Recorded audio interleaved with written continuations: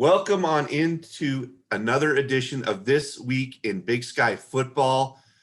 I can't remember a time when I've been more excited to have an edition of This Week in Football after going the entire fall without the great game, without Big Sky Football.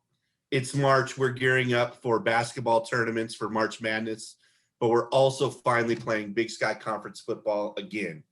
I am your host this year, John Casper. Today, I am joined by Mr. FCS Football, Craig Haley of Stats Perform. Craig, I've known you for over a decade. You've been doing this job. Big Sky Football is back. What was it like to see us back playing again on Saturday? Terrific. I mean, for us to be talking football this time of year, it really is March Madness, huh? I mean, it's so unique and just, you started off, with a great weekend of action, the Big Sky. I mean, it's just great to see. I mean, any games are better than no games. So this is just tremendous for all the student athletes out there. So I'm pretty sure everyone knows by now we've got 8 of our 13 playing this spring. Montana State, 2 teams that made the playoffs last year, not in the field, but you've got Weber State, you've got Eastern Washington, Idaho. Going into this abbreviated season with so much uncertainty, with who's going to play, who could play on a given week, who do you feel like the favorite is? Well, it's definitely Weber State in the Big Sky. I mean, you're talking 3-time, defending champ with all this experience back on offense in the playmakers and Coach Hill, he kind of has the roadmap here. I mean, he's taking them to the conference title, taking them another step each year with the playoffs, back-to-back quarterfinals, then the semifinals in 2019.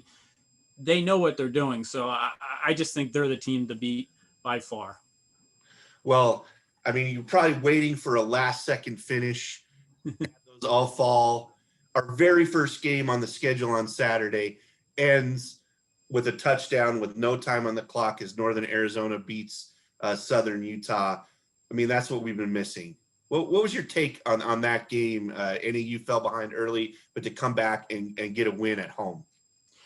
Tremendous. I mean, for Coach Ball's team to get off to a good start after, a little bit of a rough year in his first season. And then, they make a defensive stop and then go downfield and get the winning touchdown, with some young players. And to me, that is just sports at its best when you win a game like that.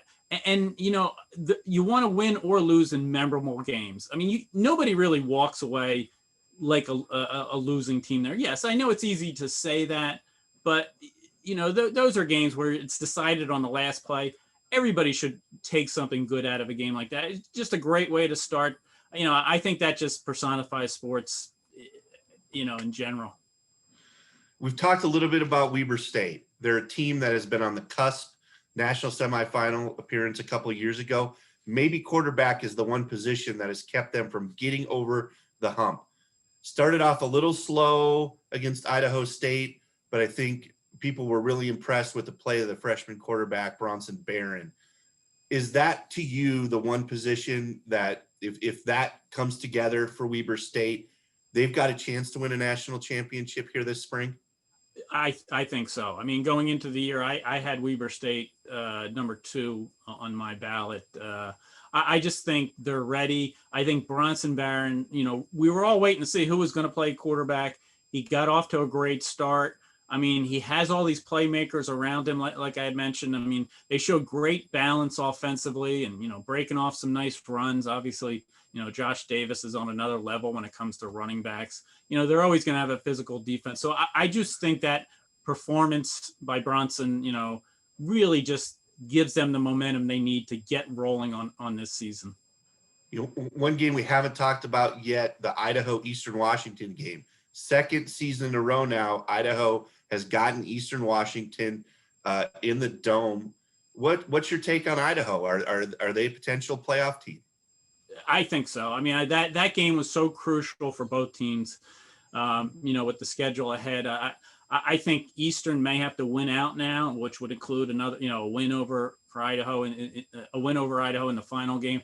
I think Idaho, their linebacker core is, top notch, from a national perspective. I think, yes, it's taken a couple years to get ready, but with the new quarterback, I just think they certainly are in the mix to make the playoffs out of the Big Sky. Well, Ben, we're certainly excited to get this rolling. And one thing I'm personally excited about, and I think of it because I see the picture of Bo Levi Mitchell behind you, but we've got Bo Baldwin back in the league at Cal Poly. Now, unfortunately, they've had some COVID issues. They did not play last week. They're not going to play this week. But just how excited are you to see Bo back at the FCS level and to see what he can do at Cal Poly, a team that's been a triple option team, but is now, going to transition to throwing the ball all over the field? There aren't many better storylines than that. The kind of transition they're about to make offensively. Bo's outstanding. I mean, he knows how to. He'll have that program up and running really well, and playing his style of football. I just think it's great for the FCS in general. The Big Sky. I mean, that's a name that people know. You won a national championship. I mean, there's only 4 active coaches right now that have won a national championship on the FCS level, and he being one. So I think it's just fun. He makes it fun, and just fans can really look forward to watching Cal Poly. All right, let's shift over to the national side. I don't know if there was any big upsets going on last week.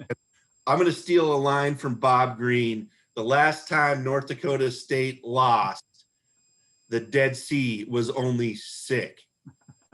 Bob Green, former NAIA coach at Montana Tech, who was known for saying some crazy, funny things. But did the sun rise in Fargo on Sunday?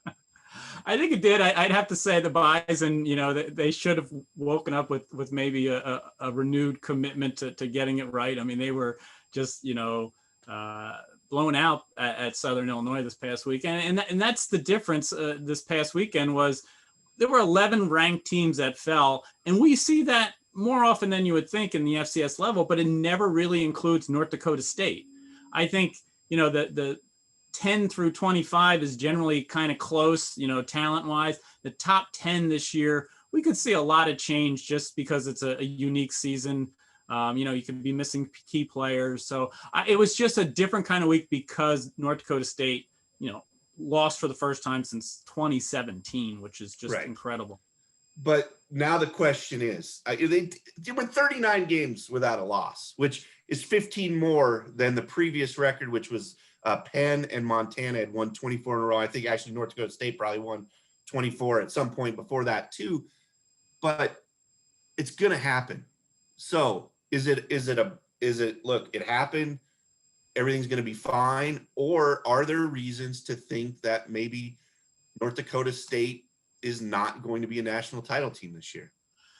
Well, they're still in the mix, but yes, they've shown vulnerability. Their line hasn't been as dominant as it's been, and their quarterback play has been a little shaky with Zeb Nolan, their Iowa State transfer. I mean, you lose a Trey Lance, those are big, shoes to fill. But again, this is North Dakota State. I mean, I think it's 2011, since 2011, their first national championship season, 8 out of 9. I think they've only lost a second regular season game once, and they wound up winning the national title. So you really have to give them the benefit of the doubt that they're going to figure it out and put it together, even with, being off to a shaky start. Well, we talked about the ending of the Southern Utah NAU game. Were there any other games out there this last weekend that had crazy finishes that you saw? Well, there's always some. I mean, I would have to say we got off to a great start, for the entire, spring season. With McNeese won a double overtime game at Tarleton. It was 40-37. It was just a great, ending, and the game went on and on. I mean, that's kind of, what you got out of Northern Arizona and Southern Utah. So there's always going to be great finishes. There's always going to be upsets, but I mean, anything that comes down to the end is just tremendous. All right, we move into the first weekend in March. North Dakota now is sitting out there at 2-0. I would think that game this week, North Dakota, South Dakota, is a marquee game that you're looking at this week. Oh yeah, I mean, those are like kind of the upstarts of the Missouri Valley Conference right now. They're picked 6th and 7th. South Dakota was 6th and North Dakota 7th. But we know North Dakota was hardened by playing all these Big Sky teams, and they're not coming in intimidated at all. It's a great game. I mean, there's a bunch of great games. I think playing conference, almost everybody's just playing conference only, not every school, but most are. It just takes it to another level schedule wise. So there's just great games all around from the start. So the new number 1, James Madison, plays Elon. A couple years ago, Elon got a huge upset over James Madison. You see that happening again this week? Well, ironically, they did that with Kurt Signetti, the Duke's coach now, was coaching Elon back then when they went into Harrisonburg and won. No, I don't see it happening. It's Elon's had some quarterback issues with injuries, and James Madison's, they're 4 deep at running back, and I think it's I don't see it happening. I think James Madison and Weber, you can make either case for either one to be number 1, and purple's number 1 right now, no matter how you look at it. All right, Craig, we thank you so much for joining us this week. We look forward to talking to you throughout the spring as we gear up for a national title game in Frisco, Texas in the middle of May. Sounds great. I appreciate it, John. Now it's time for Mary Lou's Cook to highlight the Root Sports Big Sky Football Players of the Week. Thanks, John. On the offensive side, rookie quarterback Bronson Baron earned his first Root Sports Offensive Player of the Week nod after leading Weber State to a 49-21 win on the road at Idaho State. The true freshman made quite the collegiate debut as he completed 17 of 27 passes for 312 yards. He threw 4 touchdown passes and recorded 42 yards rushing to finish with 354 total yards of offense, aiding in 638 total yards by the Wildcats in the victory. On the defensive side, a linebacker Trey Walker was a force on defense for the Idaho Vandals as he picked up his first Player of the Week accolade. The junior tied for a team-high 15 tackles, had an 11-yard sack, and forced a fumble. Now, the Special Teams Player of the Week award went to Cade Coffey, who was crucial on special teams for Idaho, as the senior was named to the honor for the second time in his career. He averaged 50.6 yards on 7 punts against number 12 Eastern Washington. He had a long of 61, while 4 punts landed inside the Eagles' 20-yard line. Heading into this weekend, 6 teams will be in action tomorrow: Idaho State at Southern Utah, UC Davis at Idaho, and Northern Arizona at Eastern Washington. Now, I know that you can catch all the Big Sky football home game action for free on Pluto TV. Until this weekend, let's keep the conversation going on social media. Be sure to give Big Sky Conf a follow on Twitter, Instagram, and Facebook. And if you're looking for around-the-clock information on Big Sky football, be sure to follow Big Sky FB on Twitter. Thank you, Mary Lou's, for showcasing our Players of the Week. We'll have those throughout the year on This Week in Big Sky Football.